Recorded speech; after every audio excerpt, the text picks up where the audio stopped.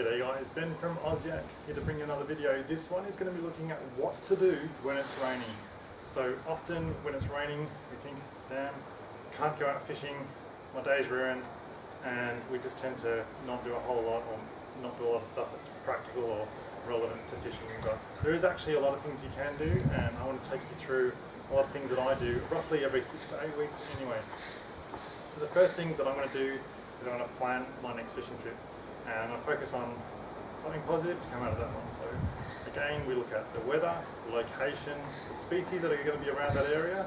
I'm then going to tailor the fishing gear that I take to that fishing trip around the species that I want to catch there. So for example, if I'm going to go up into say the Noosa River, I'm going to be looking at flathead, whiting and bream.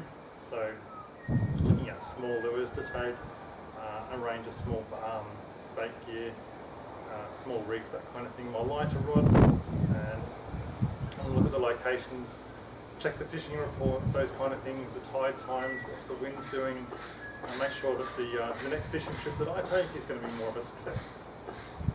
Okay, so that's that done.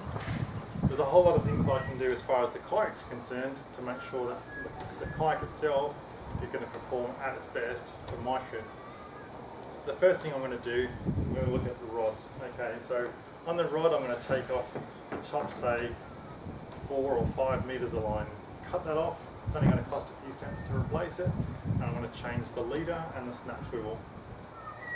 I'm also going to check any lures that I've got, and I'm going to make sure there's no rust or any damage to the lures. If there is rust on the hooks, then I can replace those as well. Okay, so that's that done. I want to check the rods themselves. So I want to look for any, maybe there's some sand or silt or stuff that's built up on them, get that cleaned off because that could be abrasive and damage the lines. I'm going to go through the actual guides themselves, and I want to make sure they're clean and serviceable and make sure that they're also functioning. So if there's any damage to the guides, I can look at getting those replaced. From there, I'm going to work my way down into the reel. I'm going to make sure the reel's nice and clean, make sure it's functioning. I'm going to lubricate it with, I personally use Inox, but there's lots of other reel lubricators and greases that are out there. Make sure the butt of the rod itself is good to go. Okay, so that's our rod. I'm also going to go through my rigs that I keep in my centre hatch, and we've talked about that in previous videos, and I want to make sure that there's no damage that's been accrued in those rigs. Maybe they might need replacing. I keep my battery in the main hatch itself, so I'm going to go through and check that, make sure the wirings hasn't got any rust in it, that kind of stuff. Make sure that area is nice and clean. I want to check my rail blazer and my other inserts, make sure they're all bolted down properly. Go on to my bait rigs now, check the hooks, make sure there's no rust on them. If there is rust, cut that away and replace all my hooks as well. Charge up my battery, lubricate my, my lip grippers. Check my leashes. There's no point having a leash, you know, if it's got damage to it. So, and again, they're not that expensive. They're only like, these particular leashes work out around about $4 or so a throw. These leashes that I use for my paddle tend to be a bit more expensive, at around about the $15 or so mark, but that's not a big deal.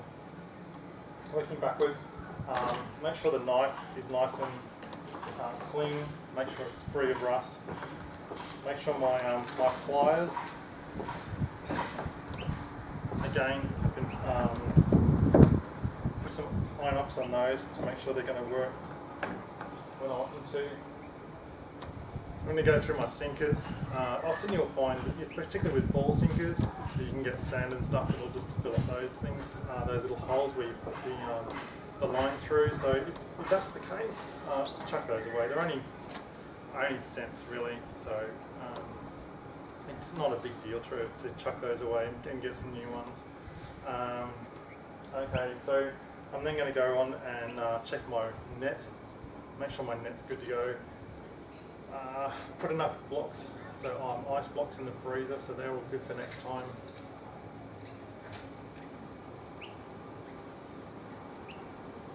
Finally, I'm going to go through and wash and vacuum the car, just because I've got a bit of extra time on my hands, and make sure you do get a bit of salt and sand build up in the car, and it is good to maintain your car in a good as condition as you can.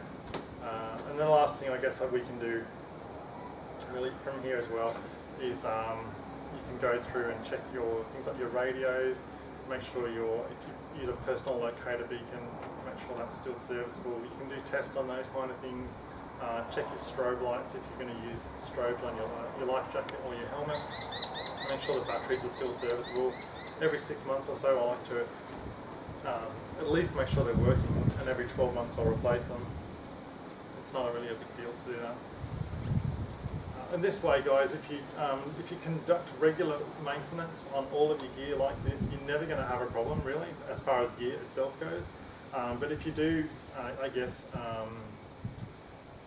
push it to one side and don't do your maintaining, then you're going to end up with getting a decent fish and your reel locks up, or your drag fails on you, or you'll find things like knots just fall apart because you haven't been replacing your leaders and that kind of stuff. So personally, when it comes to catching fish, I don't like to have excuses, I like to have results. So I like to make sure that I get all my stuff done, and that way when I do hook onto a decent fish, I know that if I lose it, it's not going to be down to any of these things that I can control.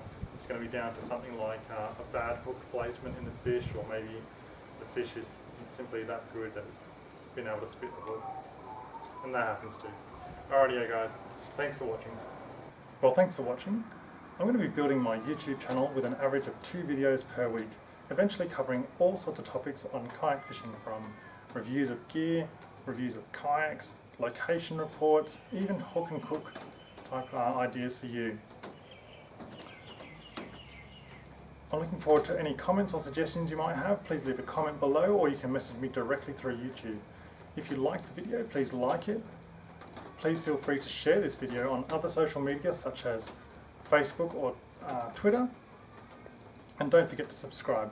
Thanks for watching. Until next time, tight lines and stay safe.